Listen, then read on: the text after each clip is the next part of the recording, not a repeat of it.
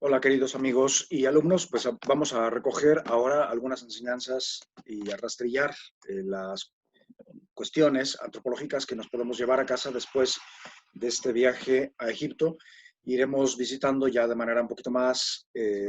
rápida, sin caer en el apresuramiento, algunas de las grandes manifestaciones artísticas que hemos visto en este maravilloso punto del mundo, desde el punto de vista natural, místico, y quisiera compartir con ustedes 10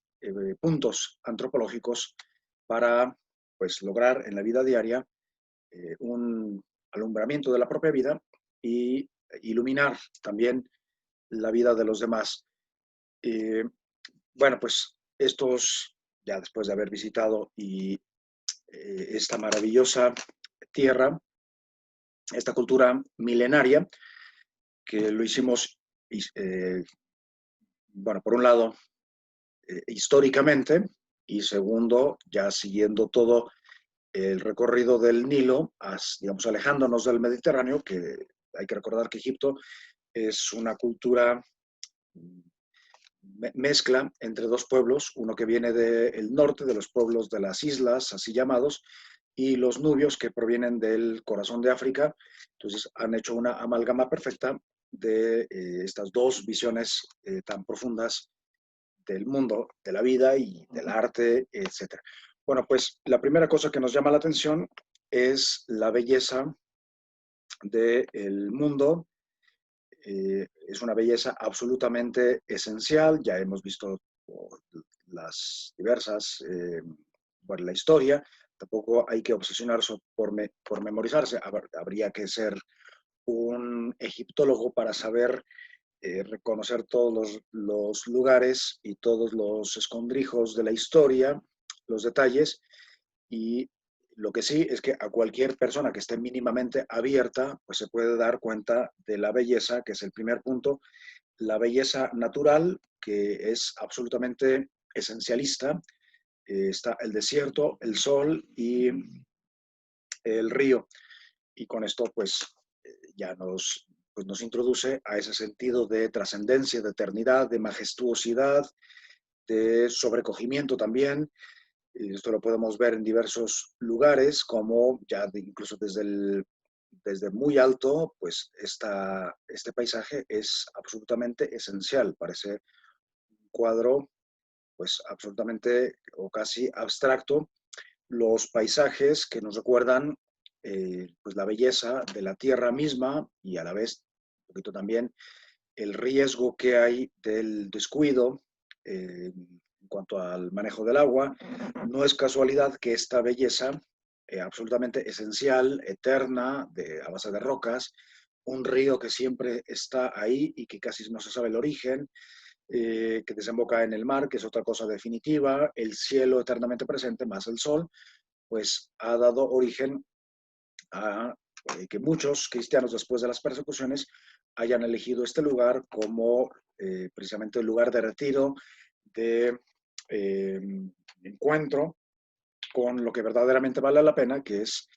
Dios y la eternidad, y a través de los demás, formando estas comunidades, aunque hay que decir que al inicio eran solitarios. Bueno, ya regresaremos a este lugar, que es el monasterio de Santa Catarina, en el Sinaí, cuando pasemos por el bizantino y toda la primera parte de lo que será pues, la vida después de la decadencia o la caída de Roma. Algunos de los grandes, bueno, ahí por todas partes en Egipto, esta presencia del sol que va iluminando la roca, tanto la natural como la trabajada, a lo largo del día, de las estaciones, que tampoco son muchas, prácticamente son dos grandes estaciones. Eh, y bueno, pues con eso pasamos al segundo punto que nos podemos llevar, que sería eh, desde esta belleza natural, cómo subir al mundo del espíritu a través de la organización y la ética, una cierta ética que encontramos en Egipto. Hay que recordar pues que pues estas características naturales que hemos dicho, más la población, pues requieren de una organización. El riego, las inundaciones tocan a algunos, las sequías a otros, entonces es necesario ponerse de acuerdo y así nace toda esta organización social que conocemos como la cultura egipcia, que como ya hemos visto, pues tiene una permanencia prodigiosa a lo largo de milenios y que es fruto de ese ponerse de acuerdo para la convivencia, que este es uno de los grandes puntos. A pesar de todas las convulsiones, invasiones, estarán ya a partir del 1500 antes de Cristo, o sea, ya en el último o en el Imperio Nuevo, por ejemplo, los llamados griegos, que son micénicos y cretenses, los dorios sobre todo, ahí acechando, los persas por un lado, y sin embargo, pues esta cultura se mantiene relativamente estable a través de estos siglos y a pesar o con las dinastías, todo lo que se va sucediendo, las épocas de decadencia, los periodos de transición que ya pues hemos visto. La sociedad, como hemos visto, pues también está estratificada y esto pues nos habla de la gran organización que hay, aunque también de la aspiración, digamos, al término y al concepto de persona y a la vez su ausencia en algunos estratos de la sociedad. Y bueno, pues también es una cuestión de justicia que se repite en la actualidad y es otro de los grandes retos de este segundo punto. Algunas de las, bueno, todas prácticamente las manifestaciones que hemos visto son reflejo de esta aspiración a la perfección en la organización de la sociedad. El tercer punto sería ya ahora sí pasar al mundo del espíritu y de la organización a un sentido de la ética. ¿Qué significa ética? Pues ante todo es armonía de la persona, una búsqueda, aunque el hombre en realidad nunca lo ha logrado al 100%, pero sí una búsqueda del sentido de belleza interna, que eso es la armonía, la belleza de la persona, y esto pues, lo vemos a través de las diversas obras de arte, los relieves,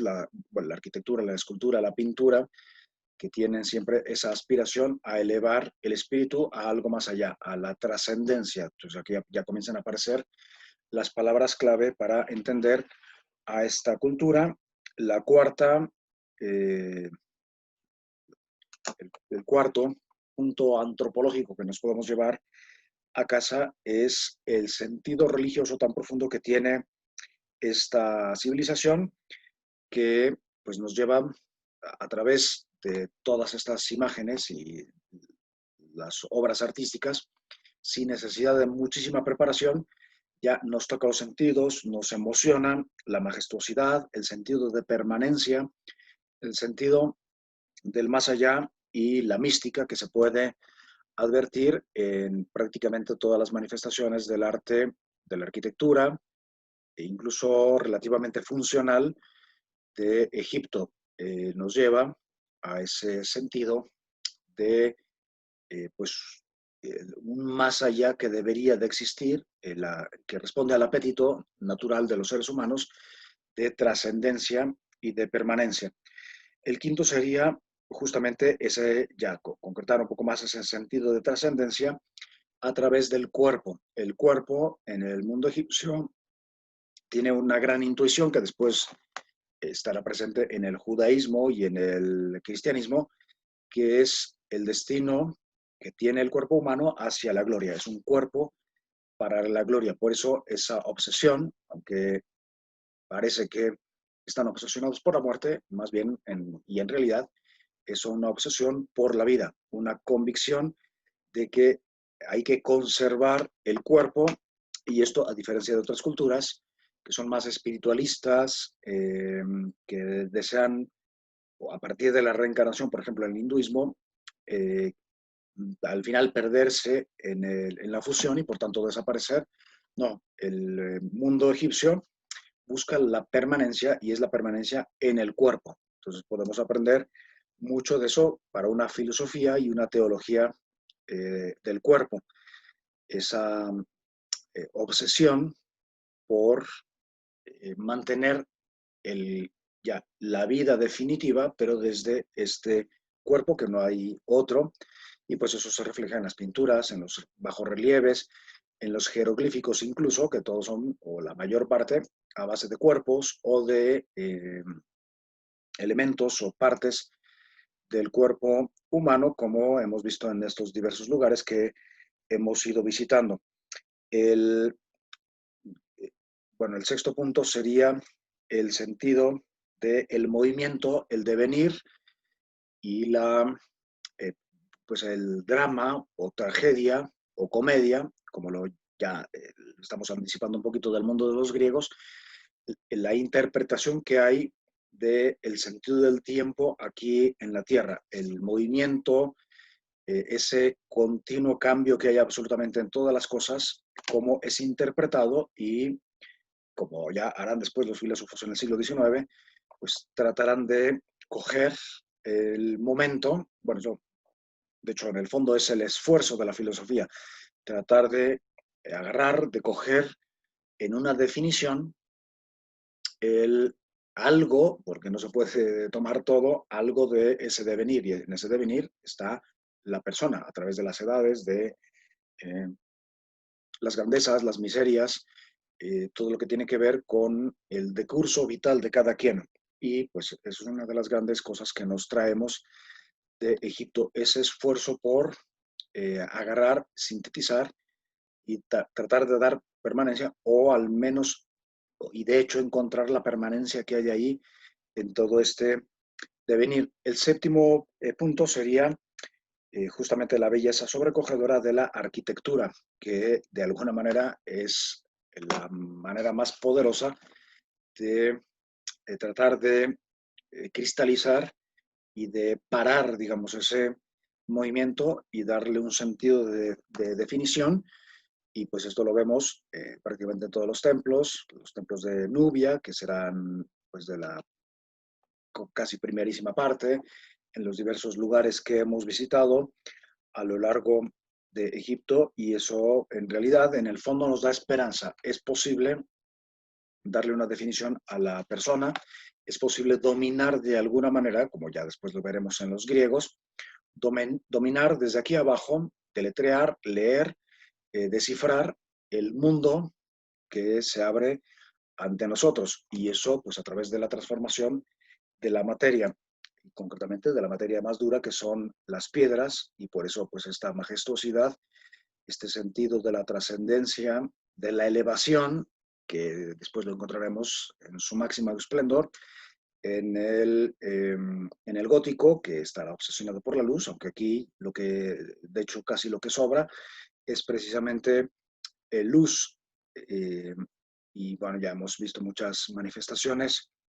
de esto, de esta magnificencia, esta absoluta generosidad, este casi derroche de materia, eh, con pues, toda la trascendencia y el sentido de eternidad que haya que darle a través del viaje que hemos hecho metiéndonos desde Alejandría, que es una ciudad griega estrictamente hablando, hasta el corazón casi de África a través del Nilo, y sobre todo a través de todas estas grandes manifestaciones, siguiendo el Nilo, sobre todo en la parte occidental, a través de todos estos lugares en los que pues, nos hemos maravillado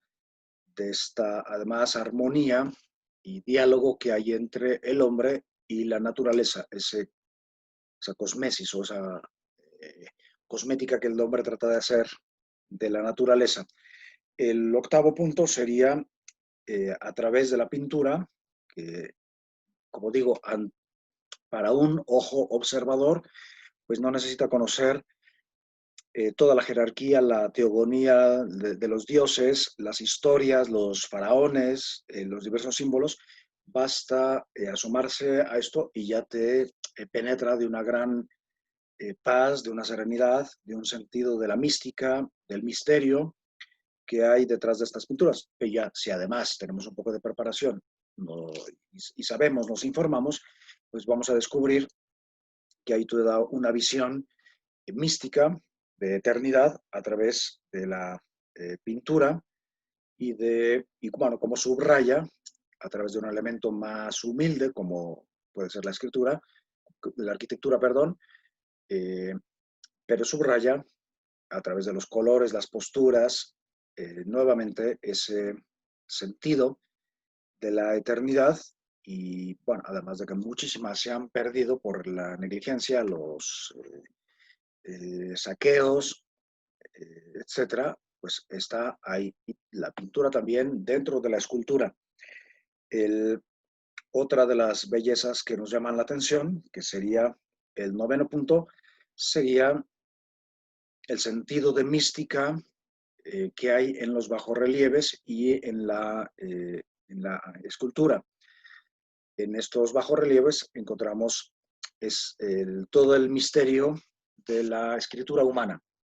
y que no es algo ni infantil ni primitivo, sino que en realidad es algo igualmente místico, algo sagrado. No es, o sea, el término de hieroglifos, que ya sabemos a estas alturas, que significa escritura para los sacerdotes o escritura sagrada, no es que no conocieran la escritura, quienes supieran escribir, sino que quieren expresar de manera sublime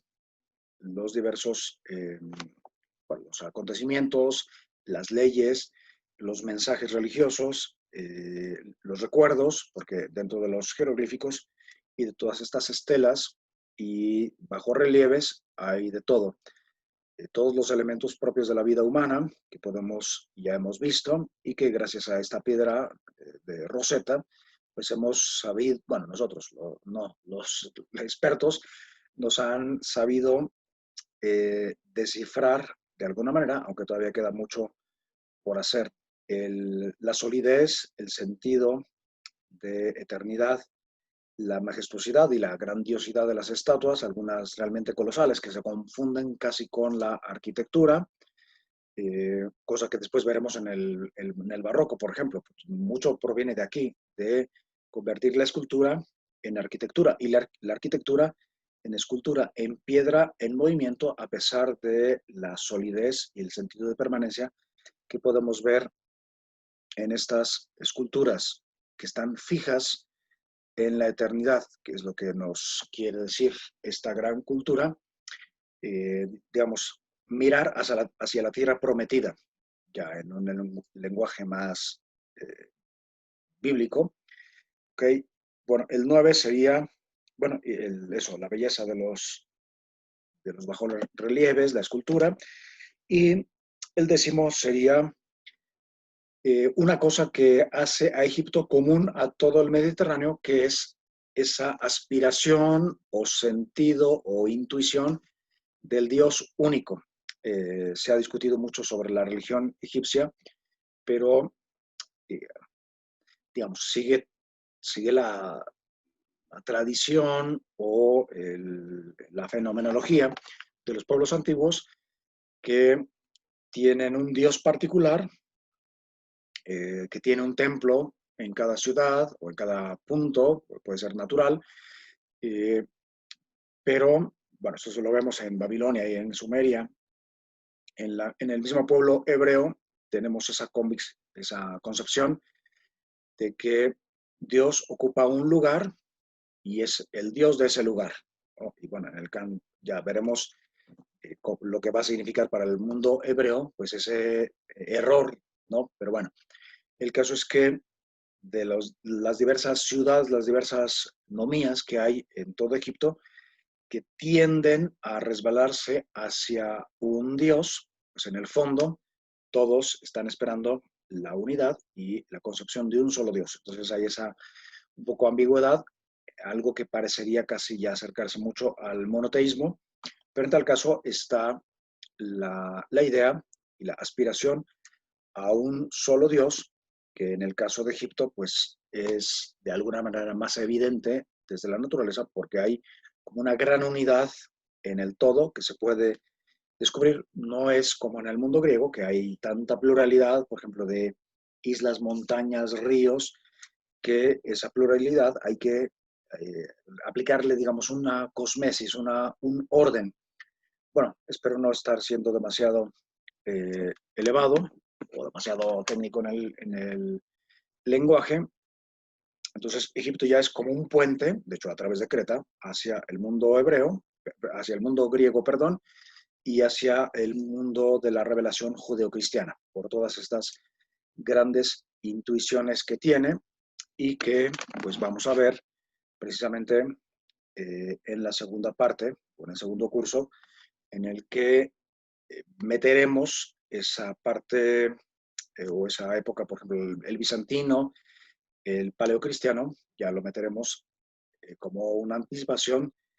de la Edad Media. Y bueno, con esto, con estas grandes